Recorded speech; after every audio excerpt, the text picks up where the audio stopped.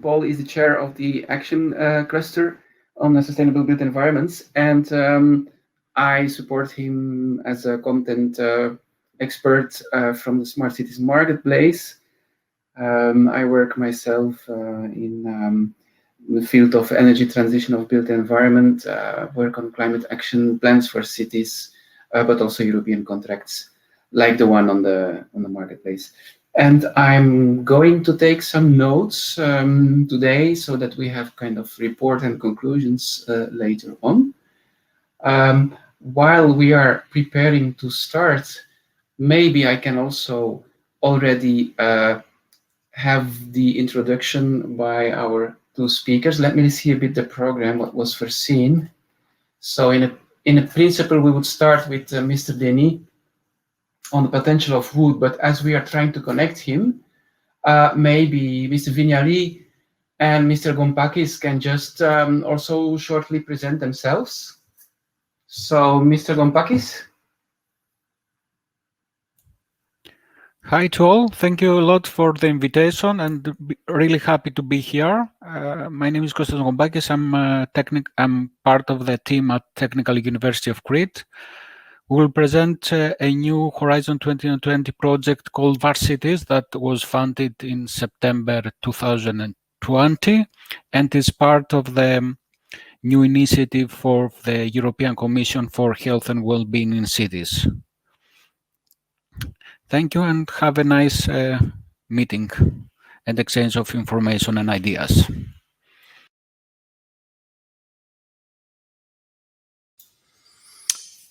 Hello, I'm Etienne Vignali. I'm a project manager at the SPL Lyon Confluence, which is a French urban developer. And I'm also involved in the coordination of Smarter Together, which is a consortium supported by the European Commission via the Smart Cities and Communities program. Yeah, for the moment, this is it for my presentation.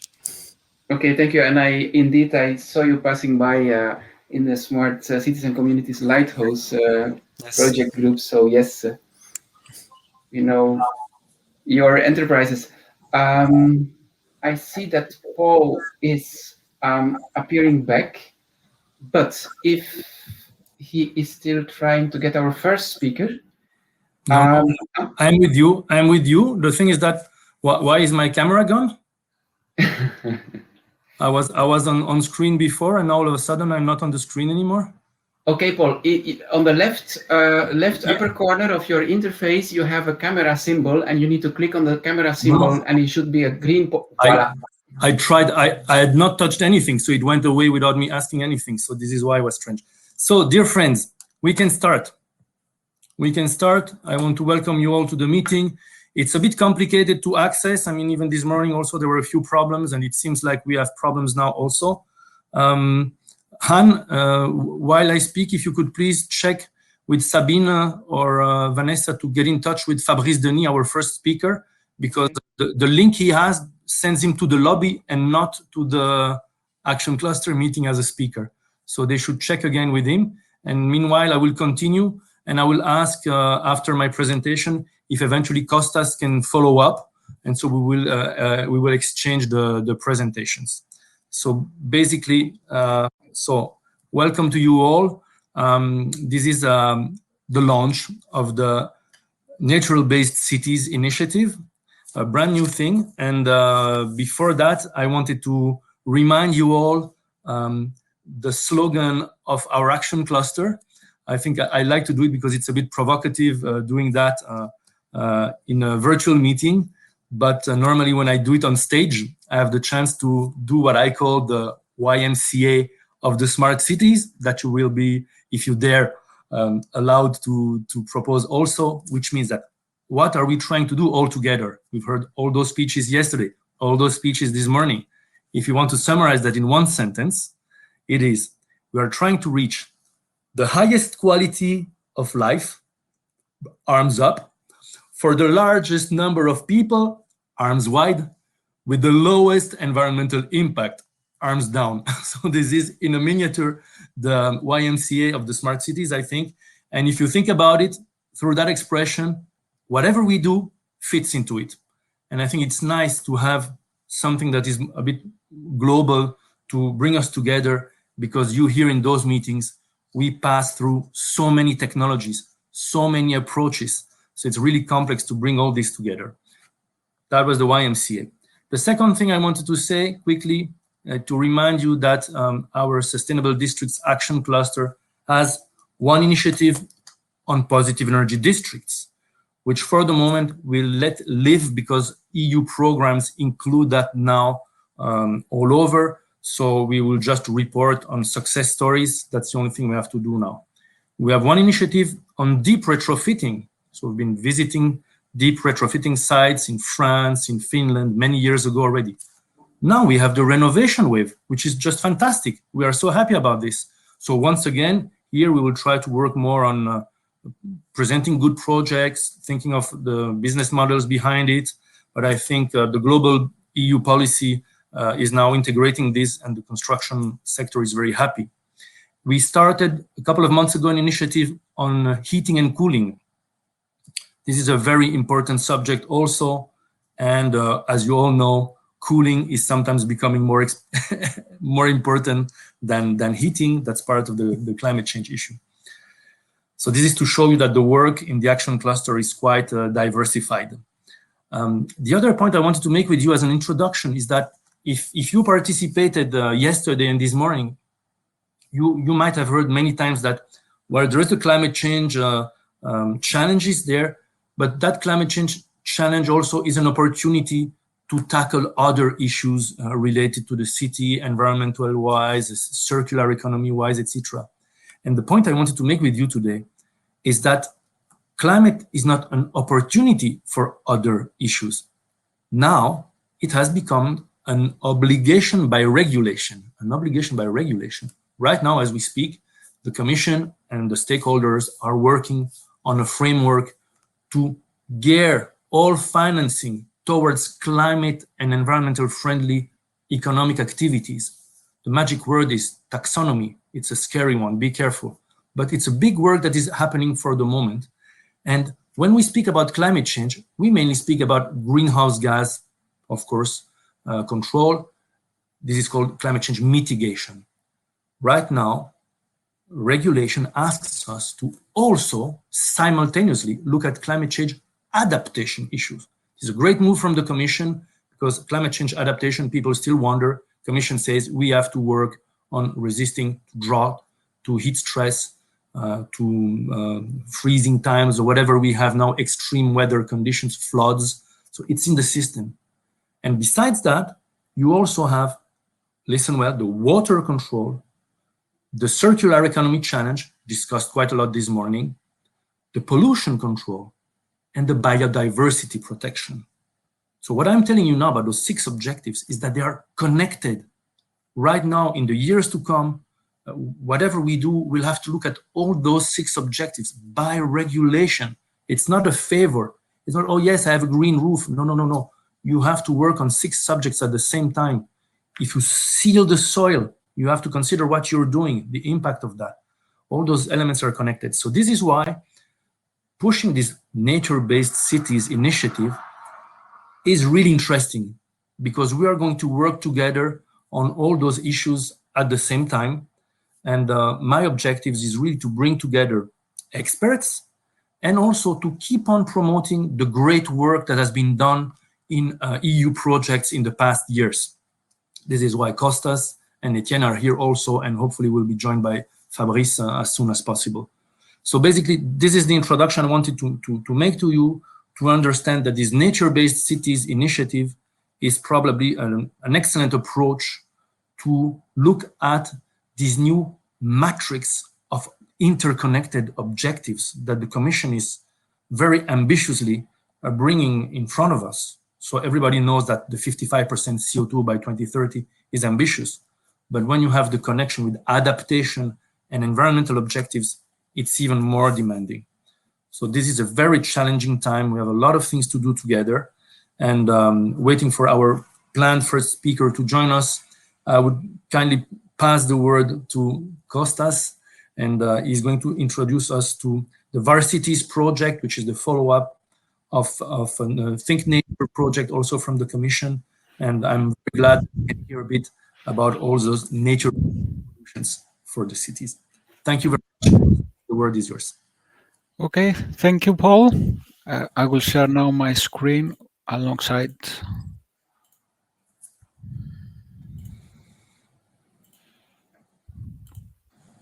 Can you see my screen now?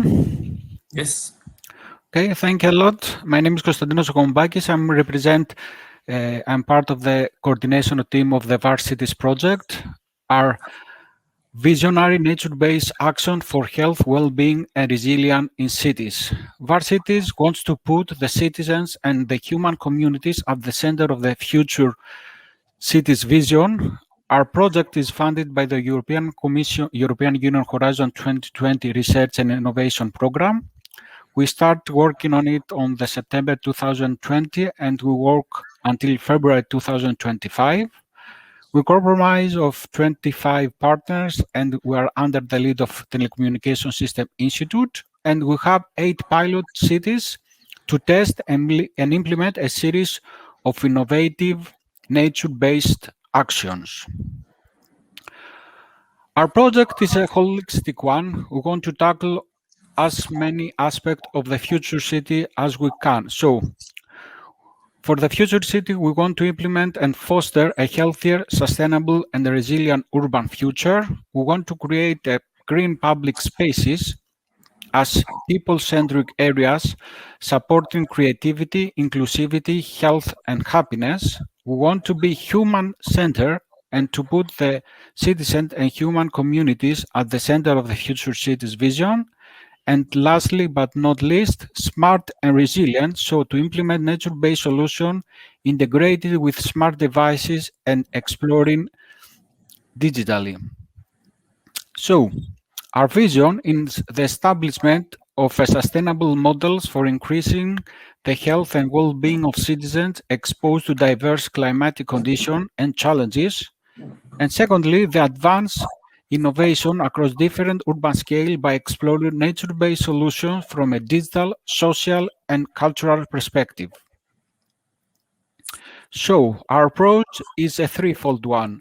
We go from the small scale of urban garden and courtyards to the next level to regeneration of sites and roads, and lastly the urban park. So for the courtyard and garden, we have three pilots in Italy, Ireland, and Greece. For the generation of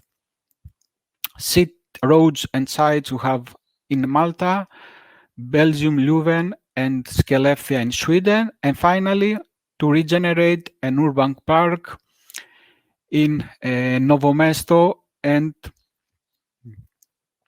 in Sweden. We have 3 different levels. The first one is the implementation of the VARCITIES ICT platform that will foster and gather all the information gathered previous to the VARCITIES project and during the implementation of the VARCITIES project in a common platform in order all the people to have a common way of interacting with our pilots. Next, we create a healthy cities helix in order to promote and upscale the participation of all stakeholders from the city, industry, business, researchers, and nature-based solution. And finally, we want to promote the governments to feel like home, to include social, nature-based solution, cultural, and digital innovation in order to promote our future vision of the future cities. So our main objectives are the design of visionary nature-based solution to monitor an assessment of the sustainability and the impact of intervention through several key performance indicators, to improve the sustainable transition to smart and future cities through a framework of governments, business, and financing, to include and inspire various stakeholders in the co-design process, then advance beyond the state of the art through the clustering with other European initiatives and platforms, and finally to transfer at scale and sustainable best practices through the VARCITIES Health City in Helix. Here we can see that the 8 pilot sites are spread across the European Union borders. So we starting from Skelleftea in Sweden. We will transform an online field into a residential and education area. Moving to Bergen, we will re-establish of an urban water park to be more sustainable. To the Dundalk in Ireland, to uptake and regenerate the old quarter of library and museum. In Belgium, to regenerate a formal hospital site. Moving to Castelfranco, Veneto in Italy, to create a healing garden for the elderly and people suffering from Alzheimer's disease. Moving to Novo Mesto in Slovenia, to create a sport and recreational park. On Malta, to regenerate of a high traffic road, and finally in my city in Chania, to create a mobile urban living room for the open public spacing. And now we'll say a little bit things from some pilots that are linked with the new initiatives and will foster and be able to hopefully in the couple of years to go there and see with your own eyes what we have achieved. First, in Leuven, we will regenerate an old former hospital site. There was an old river going through here, but it was covered during the 60s. Now we will dig up again and allow the water to flow through the old riverbank, and in the either side of the river will create a new urban park in the middle of the town. So we have envisioned 5 visionary solutions. The first is an urban living room in order to link the culture and heritage of the city. The second is we will put sensors for health and water measurements in the whole area. We will create a health trail with a moving bench in order to promote the activities inside the park. Fourthly, we will put IoT infrastructure for smart lighting and noise measurement. And finally, we'll put mobility sensors in order to measure how many people and what time during the day interact with the pilot site. Moving to the Novo Mesto, here we'll create a new sport and recreation park building upon an old military brownfield. So we'll regenerate an old military brownfield with put nature-based solutions and to be connected with a nearby Natura 2000 areas. We'll create a new forest trail in order for the people to have easy access and have a nice time moving around the area. We will interconnect different sport, recreation, and facilities that they are planning to build. So they will put a big swimming pool, basketball and basketball quarters, and also they have a big space with horse riding. So we will interconnect all the different facilities and we will implement an integrated management system for all facilities to be active and promoted to the users. And finally, we will implement IoT solutions for measuring the health and well-being of the visitors and people that are active in the various sports in the pilot site. Moving to the Castelfranco Veneto, we'll create and regenerate the old garden to be able to measure and to promote the healthier recuperation of patients. So we will create and system to monitor and analyze the physical and psychological well-being of elderly people and people affected by the Alzheimer's disease. We want to see and how this can be connected with the environment, so we will include a full monitoring system for the microclimatic conditions, and to develop various ICT platforms in order to measure the experience of the garden users and assist the visitor with disabilities, with the goal of increasing the safety while visiting the garden. And all this digital infrastructure will be easily accessible by all people visiting offline and online the garden. Next, in Skelleftea, we will transform an old landfill into a residential and education area using green-blue solutions. So we will include and uptake the improvement of ditches and ponds that already exist, and we'll put infrastructure for real-time measurements of the water flow and water quality. We'll measure the current species and biodiversity, and we will try, with the help of the people, to increase the biodiversity by fostering education and engagement of the local citizens in order to uphold the biodiversity.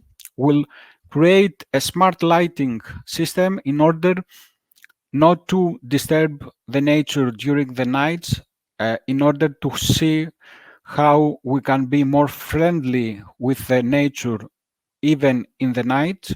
And finally, we'll create special spots inside the park with bee hotels and insect habitats in order for the young people, for the young children, to go there and have school and open classes in order to foster the new generation. And finally, in Dundalk, we'll uptake and the old park of the library in order to create an urban green learning garden and stationary garden in order to foster and uptake and help the people of the city to go and visit the area. Moreover, we'll create an outdoor learning pod in order to showcase the newest technology and co-host different functions as cultural and as digital. And finally, we will put different sensors of bikes in order to measure the pollution in the nearby area and to have some moving station to cover bigger area in order to tackle and map what is the current situation in the area. In order to do all these things, we have to go firstly to see what is the local barriers and what is the driver. So in the first few months of the project, we go to each one of the cities and pilots, and because we are having different European countries, we have different cultural, so we want to include all the different aspects. So we include a pestle analysis to tackle all the interesting and different things that we can have from the political, economic, social, technology, legal, environmental aspects in order to create the guidelines how we want to sketch and how we want to present the solution. But if we want to have a successful story, we have to go to the citizens, to the end users that will use in the final version of our solution. If we build something that only us, the project, wants to have and we don't have any connection with the local people, it will be a disaster. So that's why we have a co-creation strategy. We go to the people and the local stakeholder to co-identify of the needs and challenges of the real people. Next, we go with them for the co-design we have, of course, a thought of what we want to do, but this is something that the pilots as a community or the municipalities and the universities have thought. But we want to go and take the perspective of the people that they will use the version. So we go with them to co-design and co-implement the solution in order for them to foster and hug, let's say, the solution in order to love the solution and to be used. And finally, we want their help for the evaluation. So in the final stage of the project, we have various KPIs, over 140, but only around 20 are based on sensors. The majority of the KPIs that we want to measure and to promote is based on the responses of the people through questionnaires, interviews, and other interaction in order to have a better understanding of what they want to do and what do they want to achieve with their own environment. And finally, we will have the health and well-being platform, that is a digital platform that will manage and present all the different issues from the different ICT infrastructure that we will implement during the VARCITIES project or that already exist in the pilot site, to be presented to the citizens and the persons visiting the area, either by touch screens or by give them the option through laptop or mobile phones. It will have a real-time information on what happened or what is the active situation of the pilot site, and they will give some information about the key performance indicators that we have prepared in order to see what is the situation in current and in the past of the cities. Because it's, let's say, a very good approach, we will base our ICT platform based on the Firewire portfolio solutions in order to have an open data and open access to almost all data that we'll produce. Of course, we have to really think about GDPR protection and how this data will be used. But in the final, we will put all the data that we'll collect from the platform online so everyone can do their own experiment and interaction with the data. And finally, we have created the Healthy City Helix. It's powered by Crowd Helix, and it's a custom open innovation platform that we want to foster and hug all the different projects and initiatives in to have a common ground and a common way of presenting and promoting the nature-based solutions in cities. These are partners, and thank you a lot for your thoughts.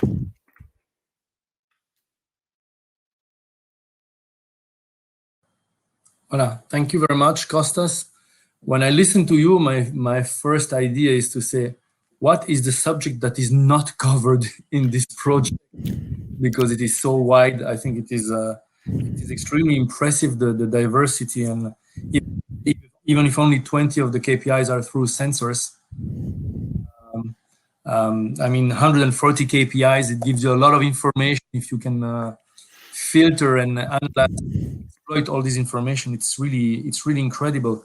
Not to mention everything, but I would like to take advantage of presentation to insist on what you mentioned with Leuven and the fact that there's a river that is brought back from its covered version of the city.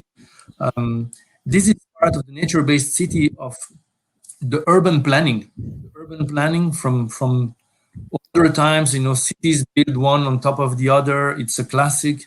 And so I really like this idea that there is in Leuven that the city, that the water comes back to life.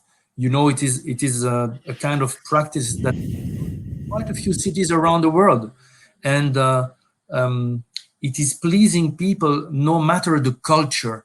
I think it's also important because we have been talking a lot about the health of the citizens, the well-being of the citizens, and there are connections that wherever you come from, the water, the presence of the water, like the presence of the green, as something of high quality for the well-being of the people.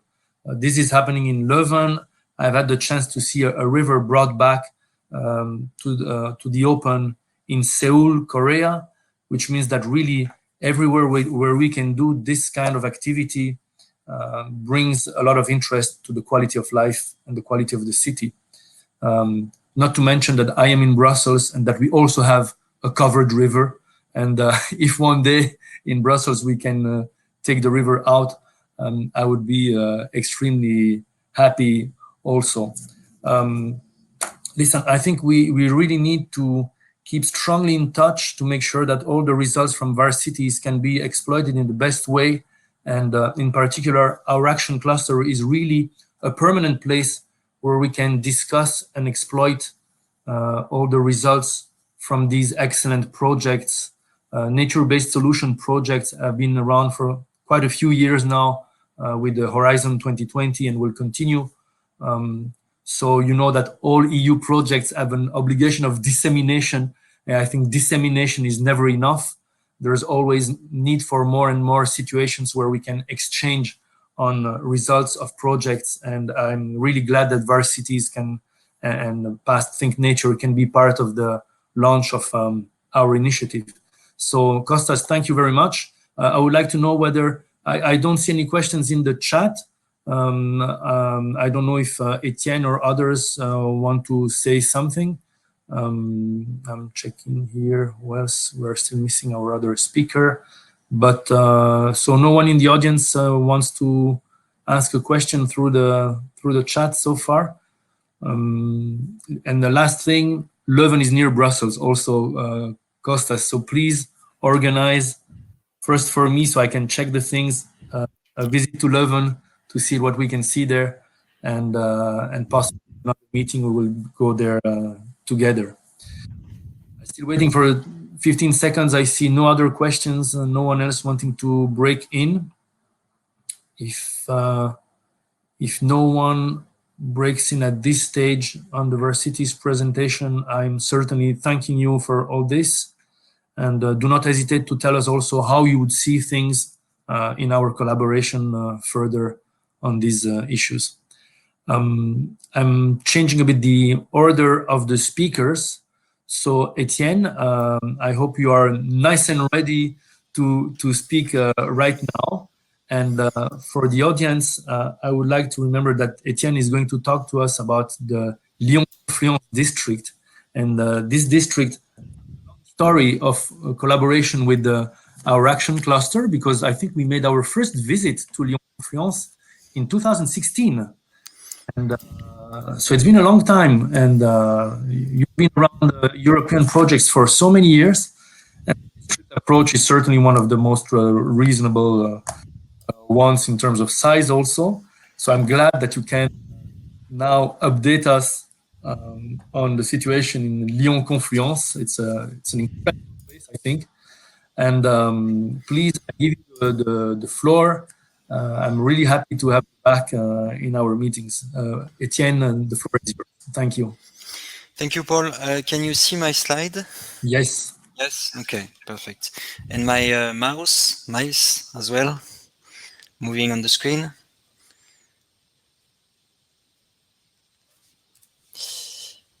Okay. Good afternoon, everyone. I'm Etienne Vignali. I work for a French urban developer in charge of urban projects, or the Lyon Confluence urban project that consists in doubling the size of the Lyon City Centre.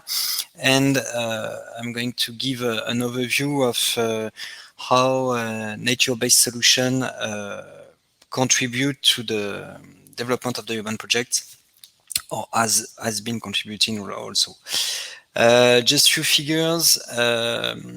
It's Lyon Confluence. It's a territory of 150 hectares, and you can see on the picture the green area. That's the historic neighborhood, and in pink and blue, that's the new built area, formerly logistics and industrial activities, replaced by new public spaces, new construction, social housing, private housing, shops, office spaces, public facilities.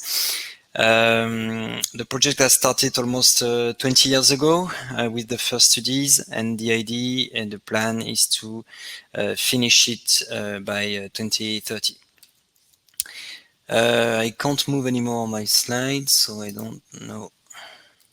Oh, yes. Okay. So that's a picture taken a few years ago, and that's a picture taken more than 50 years ago. But beside the fact that you could see some changes in the look of the neighborhood, the most important changes might not be seen in the picture. It's a change in the mind or in the image of the neighborhood, because at that time, and when we started at the end of 90s, many people didn't really believe that we would manage to make an important or such important urban renewal project. This neighborhood was a bit and strongly disconnected from the rest of the city due to different stuff, physical barrier of the motorway, activities not very appealing, logistics or industrial activities. And the first tool that has been used to renew this image was to create new public spaces. New public spaces to make people from outside coming to this area, not developed yet, but in order to go or to support potential attraction of private investors or real estate developers. And creating new public spaces or green public spaces has been a strong component of the urban project since the beginning, actually. So we can see a few pictures. An interesting stuff is that after the first phase of the urban project, so after the construction of 500,000 square meters of new buildings, we made a study comparing the biodiversity after the first phase and the biodiversity at the beginning of the urban project. And the conclusion was that the number of species, so either plants or trees or animals, birds, insects or whatever, has strongly increased actually. But at the same time, we were expanding the city center with new construction. So we don't necessarily, we can still create or expand the city while keeping an eye or favoring biodiversity, even if you don't see it at the first glance because it's small animals or plants or trees. But by integrating shelters for birds in the new construction, by trying to favor a large number of different species in the grid spaces, by favoring species that can host insects or birds. So that's another aspect, nature and the city, or at least integrating a bit more nature in the city and in particular in the public spaces. Another way, as urban developer, we sell the land to real estate developers. Meaning that it's a competition. Real estate developer are building consortium with architects and engineers, and we sell the land not necessarily to the one that pays the most, but or the highest price, but most of the selection of the tender, it's on the quality of the project. And in the guidelines we put, we oblige real estate developer, we forbid real estate developer to build underground car park in the heart of the building block. They only have the right to build underground car park under the building. And the underground water is not necessarily very deep. So there is a strong limitation of the number of underground car park that allows to have thick soil that plays a role in refreshing the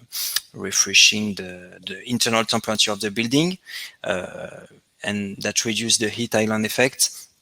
And that also has a positive impact in biodiversity and nature.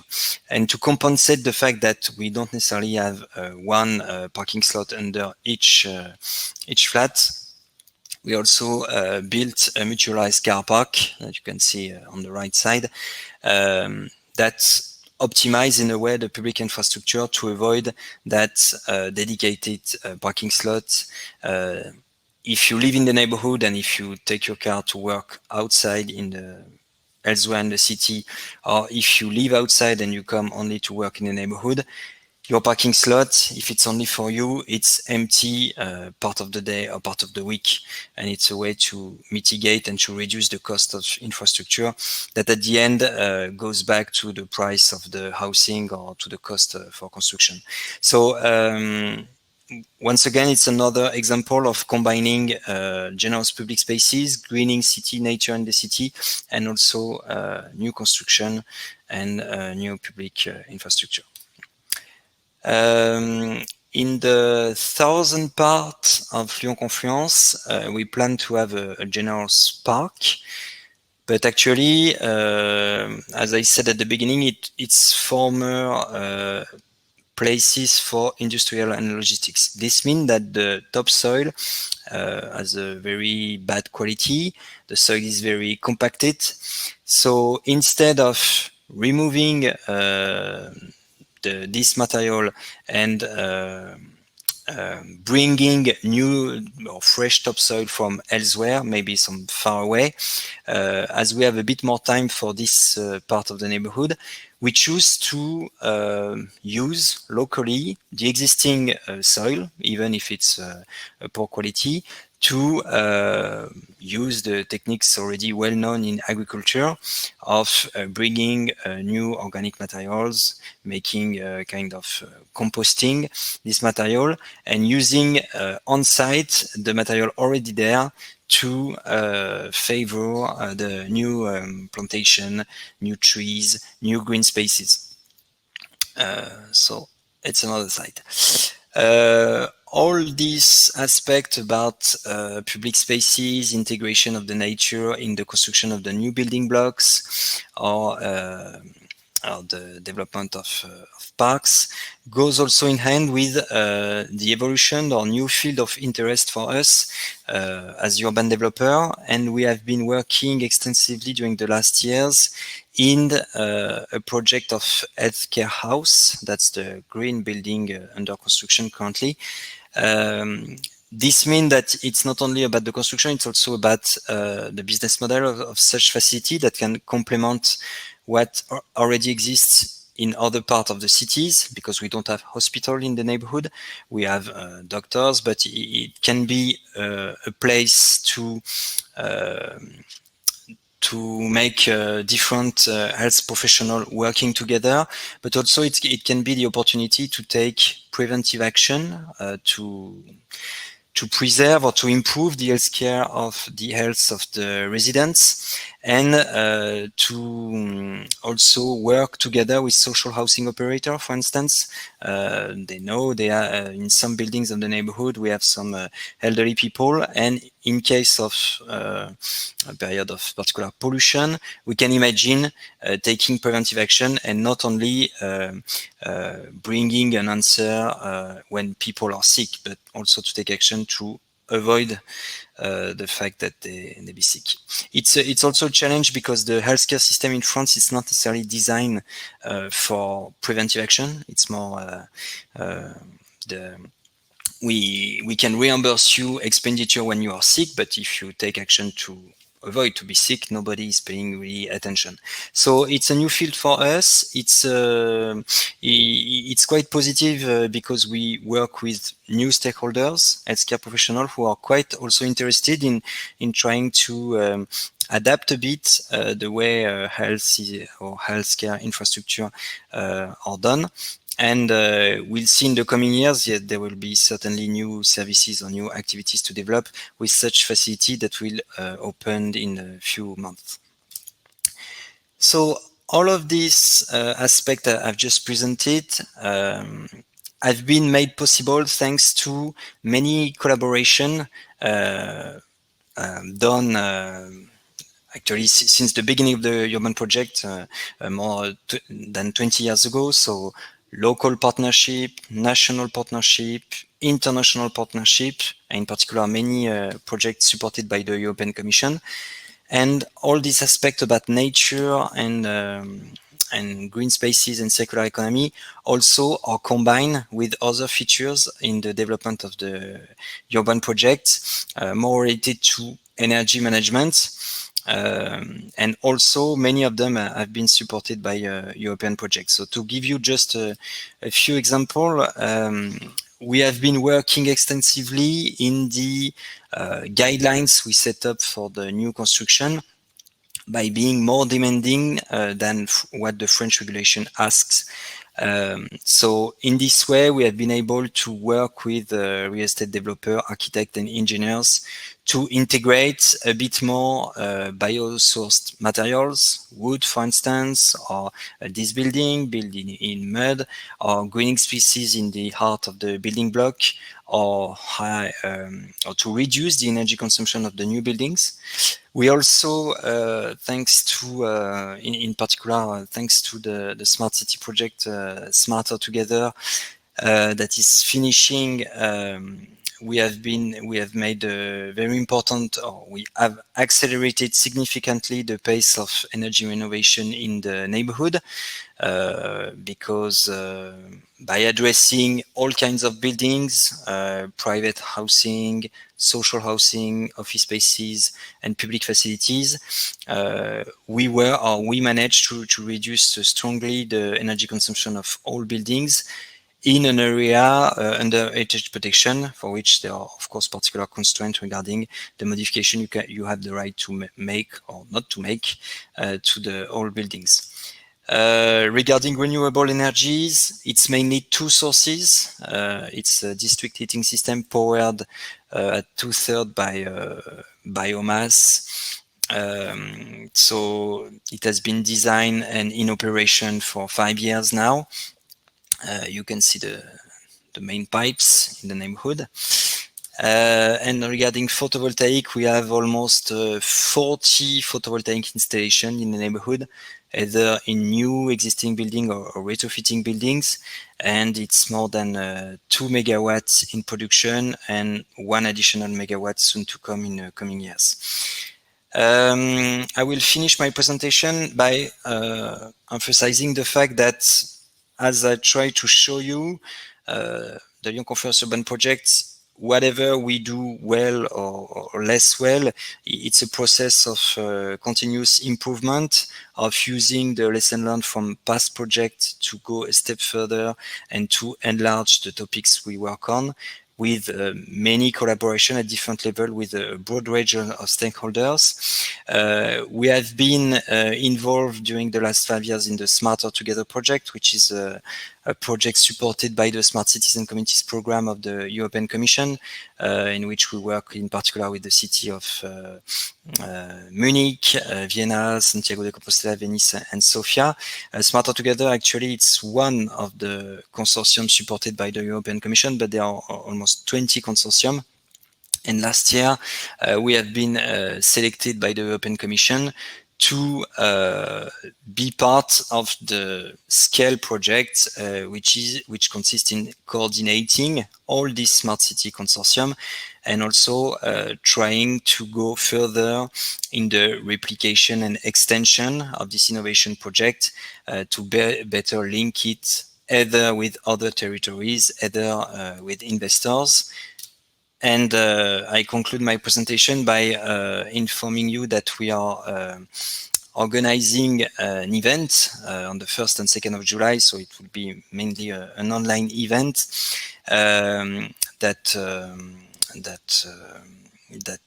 complement also what the Smart City Marketplace can organize. So it's called From Positive Energy District to Climate Neutral Cities. And this event will be a combination of the final event for Smarter Together with the main achievement and lesson learned. It will also present work we have done with 3 other sisters projects that are finishing also this year with other cities such as London, such as Milan, San Sebastian, and so on. So we will present work to try to summarize the main common lesson learned between these 4 smart city projects. We will have a political session with several mayor or political representatives from different European cities. You can have the list there. And we will also organize different studios from different European cities to discuss with the European Commission topics such as the future of energy communities, or topics related to investment and funding, citizen engagement, and smart districts. So if some of you are interested to register to this event or to know a bit more in detail the agenda, please feel free to contact me. We'll be very pleased to have you with us to exchange on this topic in a few weeks. This is it for my presentation, so if you have questions.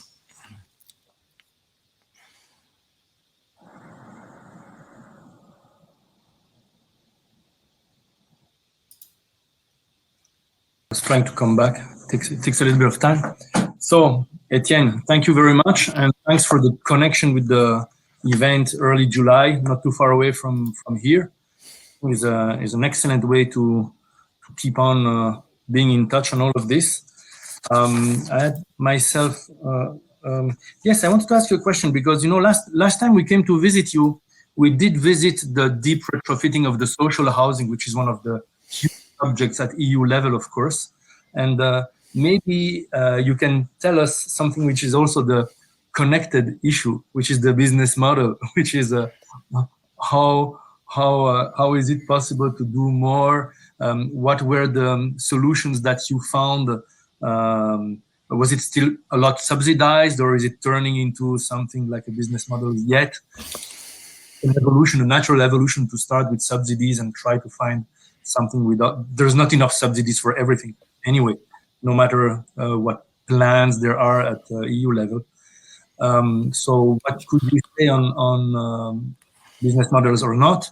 And also a word on something that I think is very interesting in the social housing is when we talk about the people, and we need to encourage them to do these mainly thermal retrofitting, and we combine the thermal retrofitting with other kinds of retrofitting in the building. I'm not saying it now because I would like you to tell the people what kind of combination was found in some of the buildings, if you remember what I mean about this.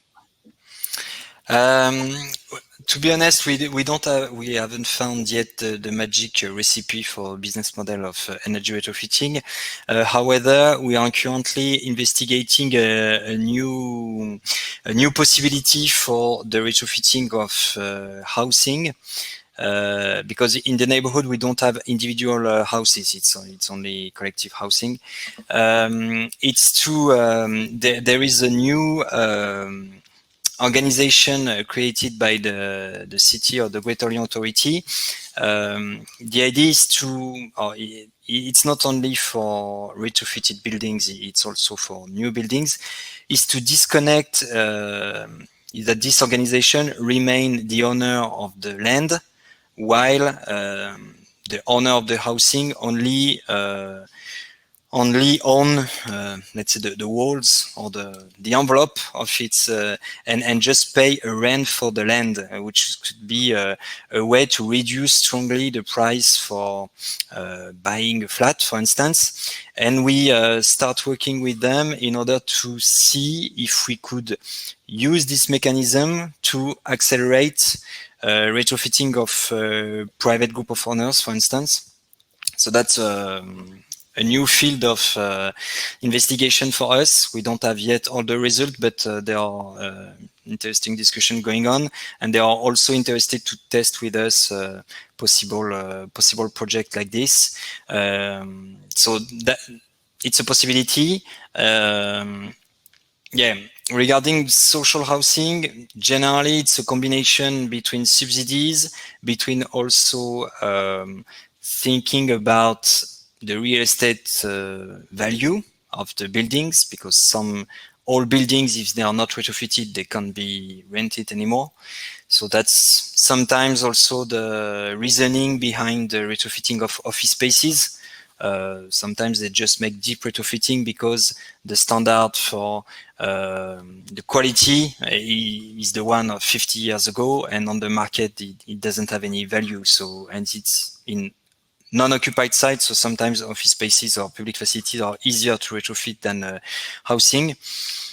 So yeah, that's some ideas and thinking, but yeah, for the moment we don't have yet the magic solution. And about the combined retrofitting, do you remember what we saw? The fact that you do not do only the thermal retrofitting. Yeah. You do renew other parts of the social housing, which was also an interesting approach to motivate the inhabitants. And one of the social housing operator actually gave the opportunity to tenants to take advantage of the fact that construction company were on site, and then they could have a reduced price for improving their comfort. For instance, if they want to refresh their bathroom, it's not part of the work program to refresh the bathroom, or at least not always. But if they are people from the construction company on site, they can have for a very low price a complementary work that they choose and they pay themselves. But it's also a way to improve or to add value to the retrofitting program. I heard, but I don't have the details. I heard in terms of business models for deep retrofitting that I don't know where they have tried another solution, which is to it's a long-term loan in the sense that the cost of the deep retrofitting is kept with the building and recuperated when the building will be sold or the apartment will be sold afterwards, so that nothing is being paid at the very moment of the retrofit, but this is taken into account when the housing will change hands for somehow. So I heard about this. I don't have the details, but I don't know if that kind of ideas. Yeah, that's one of the ideas behind the discussion we currently have with this new local organization in charge of remaining owner of the land and not owner of the flats. That by remaining owner of the land for a very long period, they can fund in advance part of the retrofitting works, and then to ask for a payback during 20 years instead of a few years, for instance. I see that Han reacted, and thanks to Han, I remember where I heard it from. I think it's from the city of Ghent. So indeed, it's in Flanders. So subsidy retention mentions Han in the chat. Yeah. He's asking a question. Do you monitor and evaluate the energy performance of buildings in your city? So I just speak for part of the city because it's only one district we work on. It has been indeed a feature of the last energy retrofitted project. Is also to set up digital infrastructure to monitor the actual energy performance, but more importantly, not only to monitor if it's if the energy consumption is higher or below the initial target, but also to understand why. So we don't have necessarily all the results because it's quite technically it's not always that easy to have stuff that works well. And after that, you need to collect aggregated data for 1 or 2 years in order to have a valuable lesson learned. So it will be more in few months that we will be able to share. But yes, indeed, that's one of our concerns. We, as the urban project lasts for a quite long period, we need to better understand what works well or less well in order to continue to make progress in the coming years. Other comments I wanted to make because with Costas I talked about the urban planning and the river coming out back in the city. That's the planning, which is interesting in terms of nature. there is also the bioclimatic architecture. I remember that the Hikari positive energy block that we visited was a good example of bioclimatic architecture. I think that's really interesting. And was that bioclimatic approach used often in other architectural projects, or not really? Did you have in the tender some demands on these parts, looking at like more natural lighting, more natural ventilation to give it? Yes, indeed, it's part of the guidelines. Sometimes it's even simple stuff that obliging a real estate developer to put how do you say, curtain or stuff that shading, shading, or to oblige them for one flat to have windows on different facades in order to favor natural ventilation and to reduce the need for air conditioning. So yes, indeed, it's part of the guidelines. After, it's also a combination of many technical and economic constraints. But yeah, we try to work and to make progress on this aspect also. Waiting to see whether any other people want to chat with other questions. There is another point that I noted with you. It's the park issue, and the fact that you decided, okay, the soil is compacted, bad quality, we bring in organic matter to regenerate the soil in a way. I think it's important to insist on this aspect because it is also part of recent new, like from this year, policies from the Commission is going to put a lot of pressure on soils conservation. So this will happen in many different ways, like trying to limit soil sealing. There will be objectives on soil sealing limitation in the coming years. It is a subject everywhere. I think I'm an agronomist myself, so I'm really happy when people say we should not be sealing the soil. But at the same time, it's not the same whether we do it close to cities or one country from another. You have soil availability, which is not exactly the same. So maybe the soil sealing issue can be seen differently from one place or another across Europe. I don't know whether the same principle for everybody could be fair. But regenerating soils, that's quite interesting also. It doesn't happen that often. So having those examples is really important, especially when the political words are no net soil sealing, which means that if you regenerate some soils, you can do subtraction and additions. So it's a very, very important point. It's going to come into all European regulations. Well, I think it's not an easy subject. And it also motivates construction companies to think of adaptations that you can develop the city, but what you do is not completely sealed. So you can have surfaces where the water is going to go through in one way or another. So there are innovative solutions to say, okay, the city grew up in a way, but the soil was not sealed like in the past. So that's an interesting point. We have to take into account with climate change that the rainfalls have become much, much more important. We have almost tropical rainfalls, even here in Belgium, you can imagine. And on the streets in Europe, you have little gutters and little openings for the water to flow from the street. If you go to Africa, by the street, you have a hole which is 60 to 70 centimeters deep and 30 to 40 centimeters wide to reduce flooding problems with tropical rainfalls. We will never have such big holes in the streets in Europe. So we have to find other solutions, of course. So this work on the soil sealing, on finding other solutions is very, very important. And again, as I said in the introduction, the Commission is more and more connecting the climate change and the climate change mitigation to those objectives. And the soil quality is very often linked to the biodiversity issue. So it's going to be more and more present. So I insist we have to be careful on this. As far as your speech, I can only thank you so much, Etienne, and especially you know, in those virtual meetings, everybody says, oh, we hope next time we will be meeting in a real meeting. I would like to add to this normal comment, we hope we can make another field visit to you. We need to come back with a group like we have done already.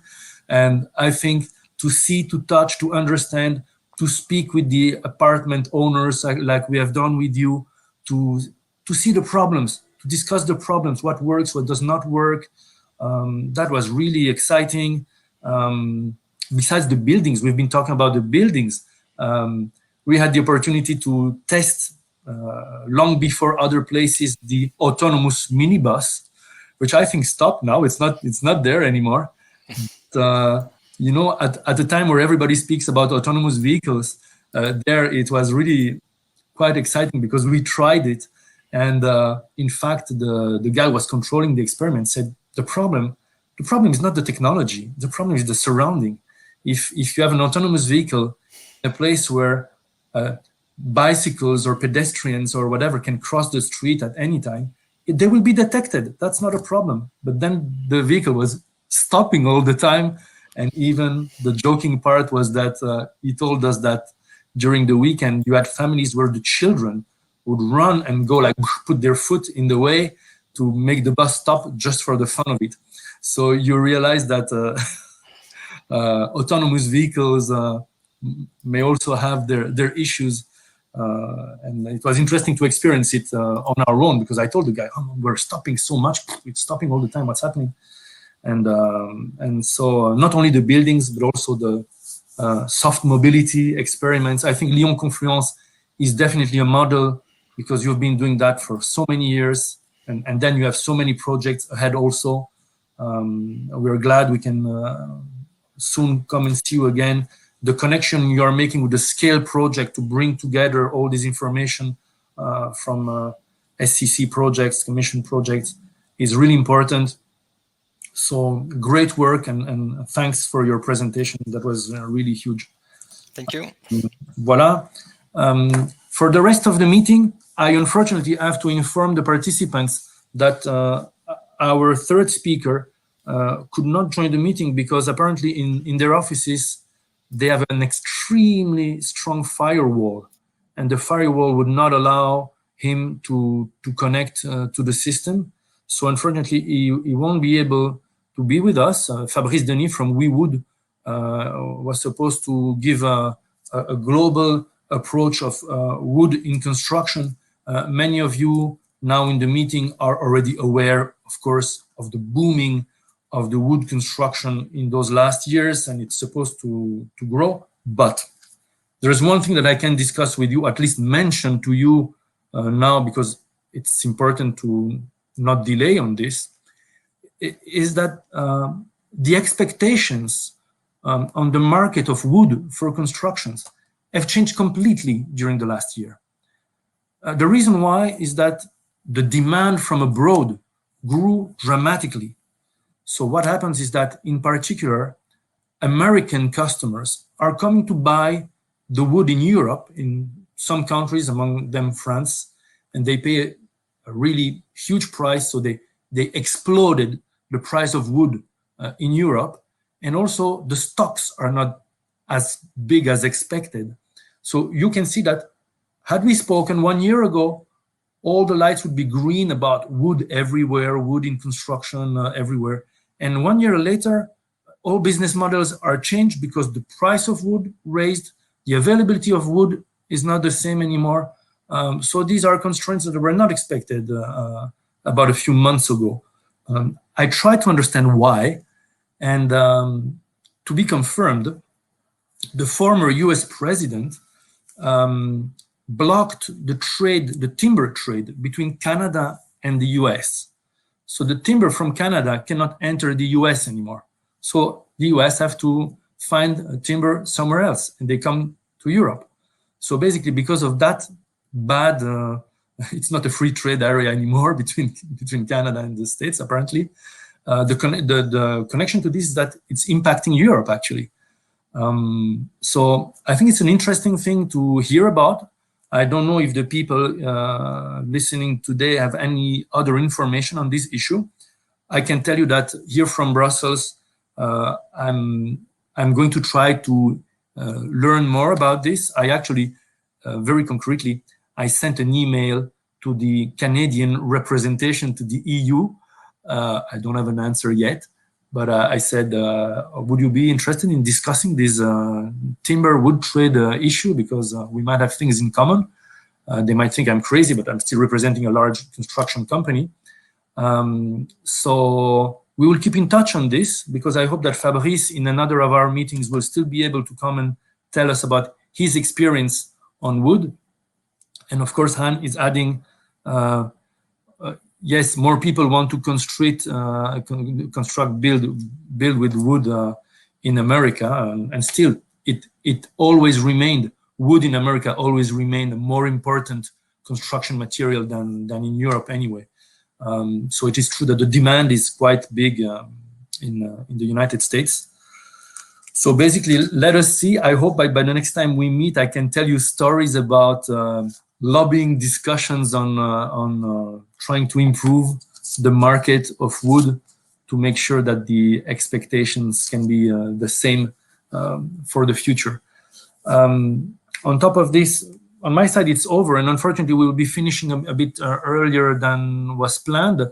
I ask once more if there is anyone else who wants to come in or ask a question through the chat. Otherwise, on my side, I only will tell you that very probably we will have another meeting before the end of the year, of course, where we will try to take a look also at the other initiatives of the action cluster that I mentioned to you before, and definitely, hopefully, field visits.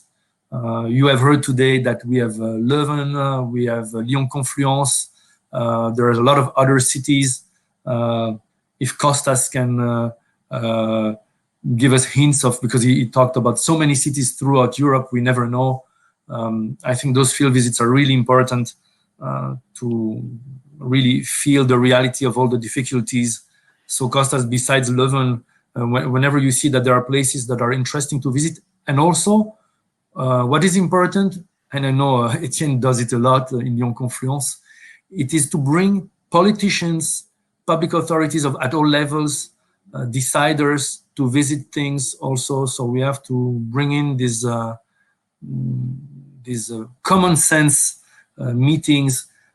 I brought myself once members of the European Parliament in Strasbourg on a deep retrofitting work on an office tower already more than 10 years ago. So it was great to have all those MEPs. You know, they go to Strasbourg one week a month in normal conditions. So I took advantage of that to say, okay, they're all in Strasbourg, let's visit some sites. So these field visits have to be as soon as possible. Another moment of gathering for our action cluster. So Etienne or Costas, I don't know if you want to say more. Otherwise, Jens, if you are still with us, is Jens around? Because he had connection problems. No, Jens, I'm so sorry that he could not stay any longer. No, unfortunately, so we had a couple of people that were invited potentially to speak who could not join in good conditions. Han, as my good partner, do you want to also say something? Well, I did take some notes between trying to help to solve some issues, but yeah, maybe as a dessert, I can still come back on a few things I noted from the presentations. Some things that I really found nice. With Costas, I saw somewhere governance to feel like home. I think that's really important. If a governance process is for people feeling like home, then probably we'll get people on board. Healing environments, also something that really adds to what I would call the secondary benefits.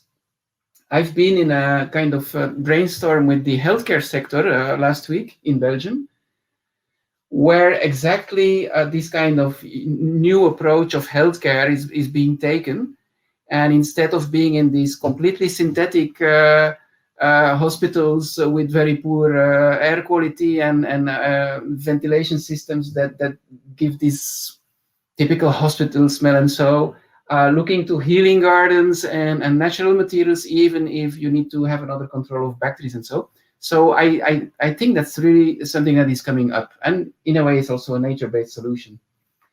Learning gardens is also something that I find a very nice concept, because especially also kids need to really know what is nature. They need to dig more in the mud with their hands. I find that they're too much on digital means and they're too much disconnected from nature.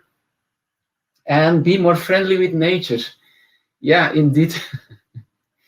It's another way of saying that we need to take care of our environment. Not to say that now finally some UN conference was indeed at least concluding that an area, the surface of China, should become a nature reserve in order to increase natural capital and the resilience to problems. Let's remind that most probably COVID originated from ecosystem interference and destruction. So that's something to watch also. And then from Mr. Vignali, some things I took was like, when you want to regenerate a site which has a bad reputation and looks like horrible, first work on the public space to change the mindsets. And it's not the most expensive intervention probably, but the fact that that it's changing, at least from the public domain, I think that's something worth exploring.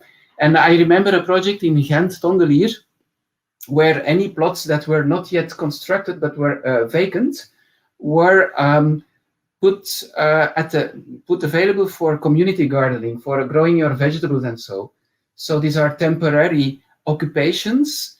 And so a plot then doesn't look derelict. It's being used by people to grow food until then the new project is being realized. So I think that connects to that also.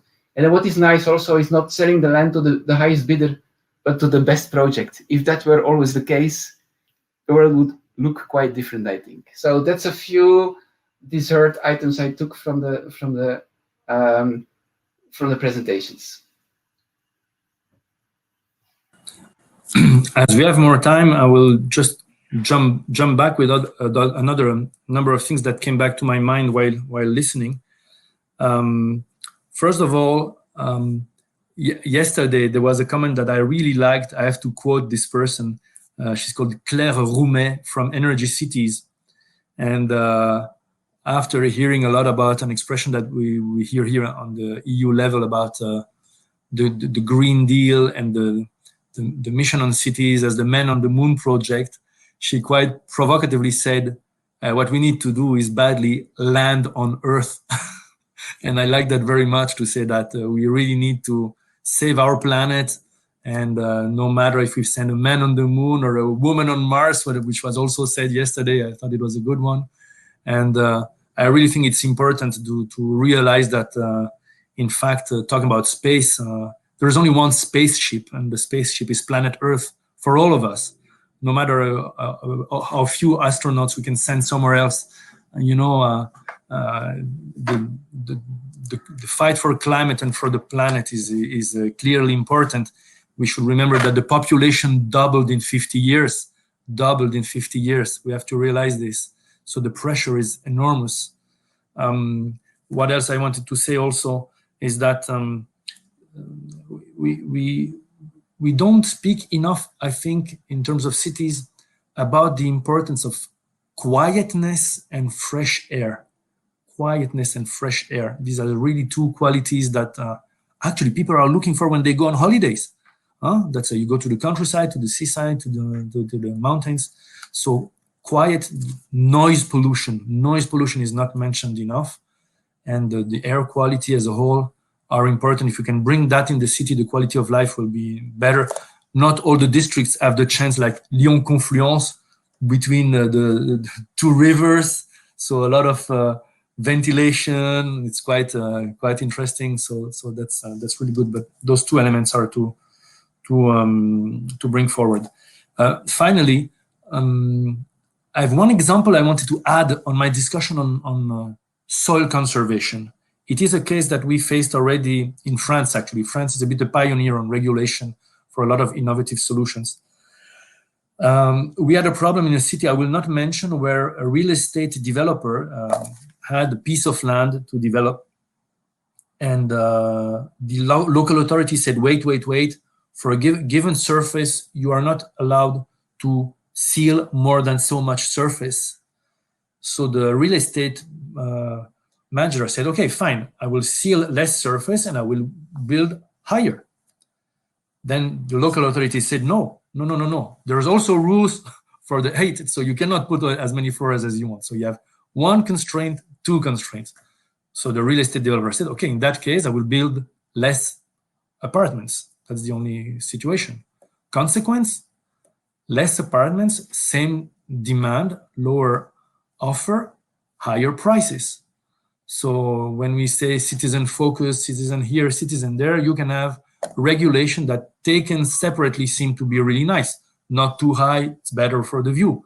Not too sealed, it's better for the environment. When the consequence is, okay, the housing will be less affordable because of those rules, that is something that has to be taken into account also. So it is important not to be fixed on everything and realize that the number of constraints to face have to be brought back into the reality. So I wanted to share this example with you because it happened already, and it will supposedly happen certainly more and more often with the new constraints on land management that will happen. Voila. On my side, I don't have anything else to add. I would like to thank the organizers of the meeting, confirm to all the participants that we will certainly meet again before the end of the year, and thank our speakers again for being with us. The event has been recorded, so we can go back to it, and we will make sure that the presentations are made available to those who want to have the PowerPoint or PDF presentations, if it's okay for the speakers, of course. Voila. Thank you very much on my side, and safe end of the day to all of you. Goodbye. Goodbye. Goodbye to all. Bye.